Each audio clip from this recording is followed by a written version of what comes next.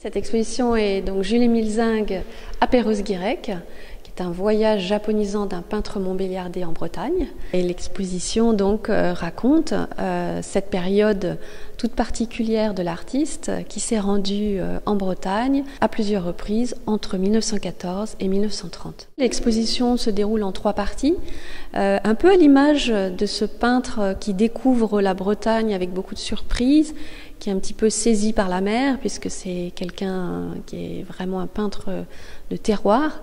Et l'exposition se déroule un petit peu selon la découverte, c'est-à-dire qu'on est d'abord dans les terres, donc dans des paysages intérieurs de la Bretagne. La deuxième salle se consacre plutôt au littoral, aux dunes, aux jeux de plage. Et puis la troisième salle, on est vers le large, au milieu de voiliers et de bateaux de pêche. On a souhaité, au cours de cette exposition, je dirais de manière assez exceptionnelle, faire un certain nombre de focus sur des mouvements qui ont eu cours lors de la présence de Jules-Émile Zingue en Bretagne, qui l'ont beaucoup influencé.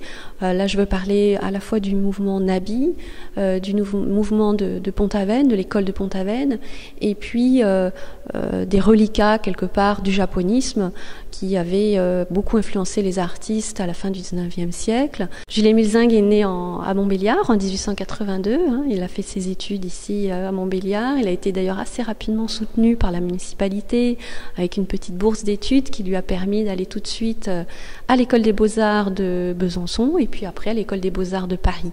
Donc c'est vraiment un artiste qui a été repéré très très rapidement par la municipalité et qui a été aidé dans son action, dans sa volonté de devenir peintre. Jules-Émile Zingue, en arrivant en Bretagne, s'ouvre à différentes pratiques qu'il n'a pas forcément eu l'habitude d'utiliser jusqu'à présent. La palette, effectivement, devient beaucoup plus claire, beaucoup plus vive de ses peintures. Et puis, il s'exerce aux pochades, aux aquarelles, qui vont ne plus le quitter jusqu'à la fin de sa vie. C'est vraiment quelque chose qui va l'accompagner durant toute sa carrière après coup.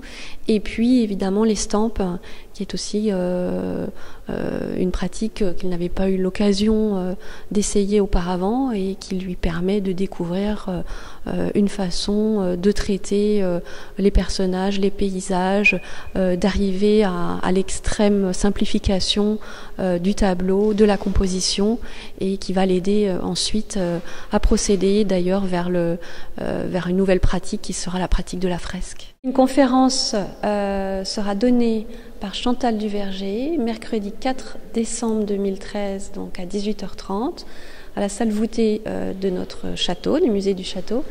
Et elle est maître de conférence et elle s'interrogera sur cette période bretonne de Jules-Émile Zingue et de ses contacts avec d'autres peintres comme Paul Sérusier ou Maurice Denis, issus de l'école de Pont-Aven et de l'école des Nabis.